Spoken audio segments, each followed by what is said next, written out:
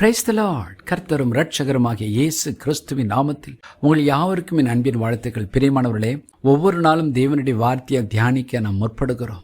அந்த வார்த்தைகள் நம்முடைய வாழ்க்கைக்குள் நுழையும் போது அது வெறுமனே திரும்புவதில்லை. தேவன் சொன்னதை செய்து அது திரும்பி வரும். ஆகவே ஒவ்வொரு நாளும் வார்த்தையை தியானிக்க மறந்து விடாதீர்கள். நீங்கள் தியானித்த வார்த்தைகளை மற்றவர்களை வாழ்க்கையின் ஆசீர்வாதத்துக்காக அதை பகிர்ந்து கொள்ளுங்கள். கர்த்தர் உங்களை ஆசீர்வதிப்பார். இன்றைக்கு நாம் தியானத்துக்கு ஆதாரமாக சங்கீதங்களின் புஸ்தகம் 42:5 தியானிக்கப் போகிறோம். என் ஆத்துமாவே, நீ ஏன் கலங்குகிறாய்? ஏன் எனக்குள் தியங்குகிறாய்? தேவனை நோக்கி காத்திரு, அவர் சமூகத்தை ரட்சிப்பு நிமித்தம் நான் இன்னும் அவரை துதிப்பேன். Psalm 42:5. Why are you cast down, O my soul, and why are you disquieted within me? Hope in God, for I shall yet praise him for the help of his countenance.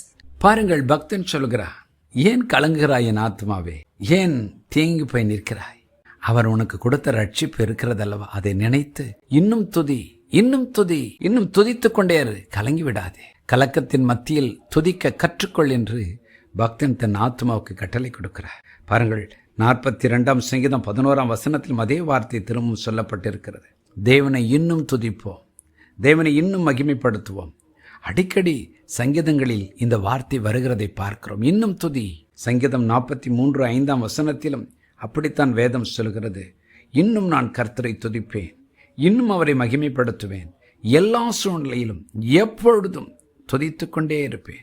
பாருங்கள், சங்கீதம் 71:14 பக்தன் சொல்கிறான், நான் எப்பொழுதும் நம்பிக்கை கொண்டிருந்து மென்மேலும் உம்மை துதிப்பேன். Psalm 71:14. But I will hope continually and will praise you yet more and more.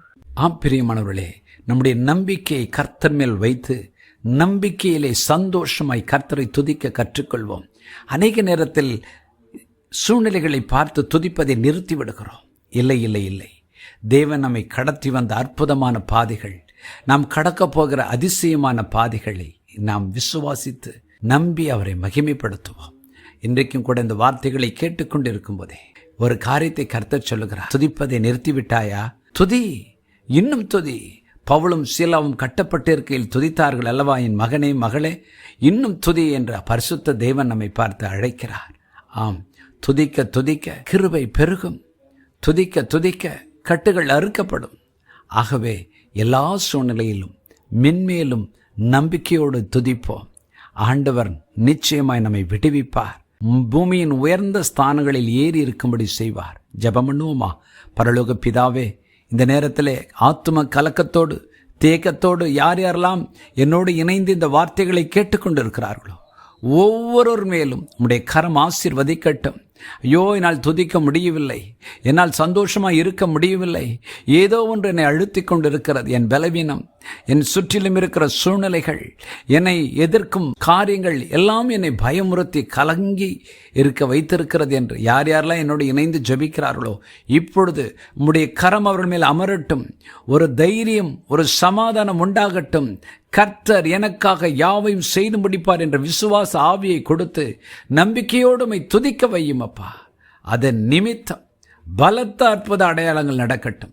பவுலும் சீலாவும் சிறைக்குள்ளிருந்து துதித்தார்களே, அவர்கள் விடுதலையானது மட்டுமல்லாமல் ஒரு கூட்டத்திற்கு அவர்கள் ஆசீர்வாதமாய் மாறினது போல ஒவ்வொருவரும் மாறட்டும். இயேசுவின் நாமத்தில் பிதாவே, ஆமென்.